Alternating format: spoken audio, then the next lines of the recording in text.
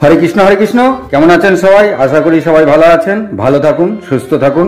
আমি আজকে আপনাদের কাছে বলবো পাণ্ডবদের বনবাস পার্ট 78 পাণ্ডবদের তীর্থযাত্রা পার্ট 43, চবন ঋষি ও সুকন্যা কথা পার্ট 4। এই কথা কোথায় হচ্ছিল? পাণ্ডব আর লোমশ ঋষি যখন নর্মদা নদীর তীরে চবন ঋষির আশ্রমের সরোবরের সামনে এসেছেন, তখন লোমশ ঋষি ওই সরোবর দেখিয়ে সবাইকে চবন ঋষির সম্বন্ধে কথা বলছিলেন।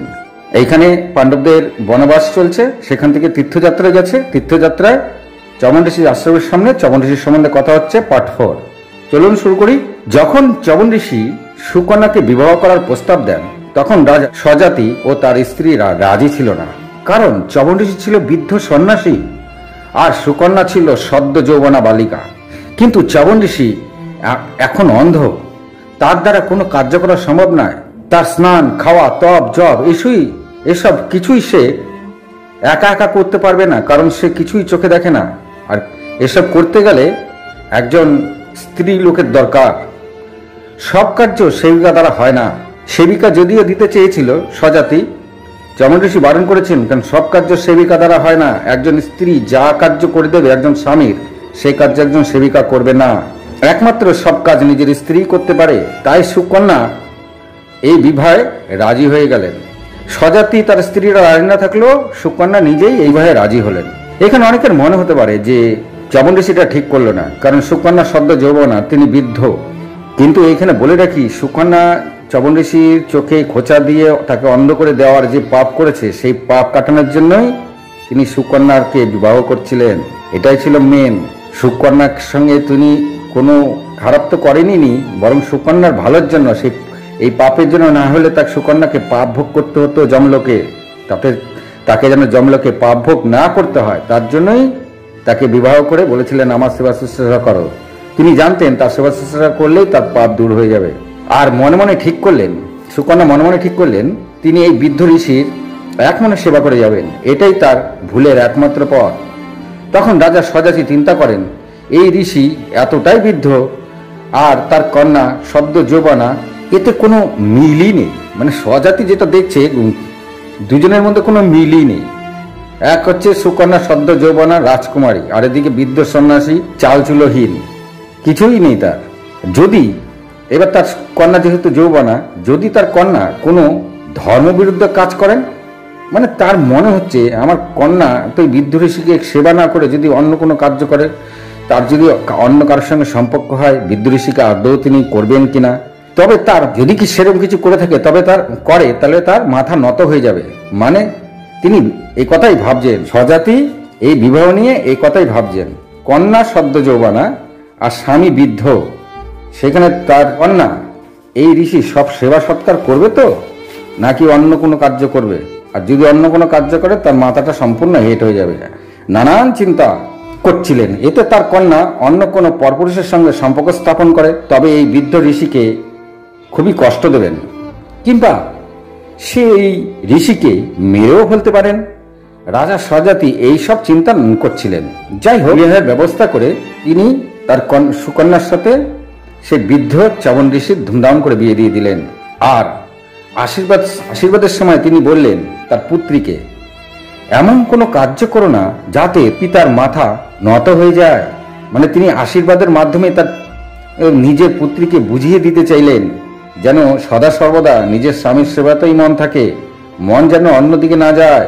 এখন যারা শ্রোতা বন্ধু, যারা আমার কথা শুনছেন কন্টিনিউ, তাদেরকে বলছি, এবার আমি এই সনাতনী ভাই বোনদের একটা কথা এখানে বলি, যা না বললে আমার এই ভিডিওই বৃথা। আমি যে ভিডিও করি তার মেন উদ্দেশ্য হচ্ছে এখন যেটা বলবো সেটাই। আমরা কি দেখতে পেয়েছিলাম, যা জানতে পারলাম, যে চবন ঋষি রাজা স্বজাতিকে অভিশাপ দিয়েছিলেন। এখানে আমরা যেগুলো দেখতে পেয়েছিলাম, সেগুলো হচ্ছে রাজা স্বজাতিকে চবন ঋষি অভিশাপ দিয়েছিলেন যেন তারা সবাই মলমূত্র ত্যাগ না করতে পারে। কিন্তু আসল ব্যাপারটাই তা ছিল না। যদি তাই হতো, তবে ওইখানে যত জীবজন্তু ছিল তাদেরও মলমূত্র বন্ধ হতো না। কারণ জীবজন্তুরা কোনো দোষ করেনি, তাহলে তাদের মলমূত্র বন্ধ হয়ে কেন গেছিল? শ্রোতা বন্ধুরা, আপনি আমার কথা বুঝতে পারছেন? সেখানে স্বজাতির লোকেরাই নাই বা তার প্রজারাই নাই, ওখানে যত জীবজন্তু ছিল তাদেরও মলমূত্র ত্যাগ হয়ে গেছিল। তারা তো কোনো অন্যায় করেনি, তারা তো কিছু বোঝেও না, তাহলে তাদের মলমূত্র কেন বন্ধ হয়ে গেল? এটা আপনারা নিজেরা যুক্তি দিয়ে বিচার করবেন। ওখানে যত হাতি ঘোড়া গরু ছাগল সবার মলমূত্র ত্যাগ বন্ধ হয়ে গেছিল। আসলে তার তপের প্রভাব, চ্যবন ঋষির তপের প্রভাব ওইখানে এত বেশি ছিল যে যত প্রাণী ছিল সবারই মলমূত্র ত্যাগ বন্ধ হয়ে গেছিল। এটাই ছিল আসল কারণ। মানে তার তপের প্রভাব এত ছিল, কোনো মানুষ নয়, যত প্রাণী ছিল সবারই মলমূত্র ত্যাগ বন্ধ হয়ে গেছিল। এটা ছিল আসল কারণ, কোনো অভিশাপ নয়। যদি অভিশাপ দিত তাহলে জীবজন্তুদের মলমূত্র কেন বন্ধ হয়ে গেল? তিনি কোনো অভিশাপই দেননি, এটা ছিল তপের প্রভাব। এটা আমাদের সনাতন ধর্মকে কলুষিত করার জন্য ভুল বলা হয়েছে। আরও কি পেলাম যে উনি নাকি সুকন্যাকে বিবাহ করার পরে এই কষ্ট থেকে মুক্ত করেছিল। মানে সুকন্যাকে বিবাহ করার পর আমরা এটাই দেখতে পেয়েছি যে সুকন্যাকে বিবাহ করার পর তিনি এই কষ্ট থেকে সবাইকে মুক্তি দিয়েছিলেন। আসলেও তাই নয়, উনি তার আগে এই কষ্ট থেকে সবাইকে মুক্ত করে দিয়েছিলেন। যখন স্বজাতি তার বৈদ্যদের দেখে তার চোখের কষ্ট দূর করেন, তখন সেই কষ্ট থেকে সবাই মুক্তি পেয়ে গেছিল। মানে বৈদ্য যখন তার চোখের চিকিৎসা করে তারপরেই সবার মোটা ঠিক হয়ে গেছিল, এর থেকে সবাই মুক্তি পেয়ে গেছিলেন। সুকন্যাকে বিবাহ করার পর হয়নি। আর আরেকটা কি পেলাম, উনি বলেছিলেন যে আপনাকে কষ্ট দিয়েছে সে যদি আমার সেবা করে তবে আমাকে কষ্ট দেওয়ার যে পাপ করেছে তা থেকে সে মুক্তি পাবে। তাই উনি সুকন্যাকে পাপ থেকে মুক্তি দেওয়ার জন্য বিবাহের প্রস্তাব দেয়। তা না হলে সুকন্যাকে এই পাপ ভোগ করতে হতো। মানে যমলোকে সুকন্যাকে এই পাপের শাস্তি ভোগ করতে হতো। এইটা যাতে না করতে হয় তাই তিনি তাকে বিবাহ করতে চাইলেন, যে আমাকে সেবা করলে পাপ থেকে মুক্তি যাবে। তিনি ভালোর জন্য এই প্রস্তাব দিয়েছিলেন।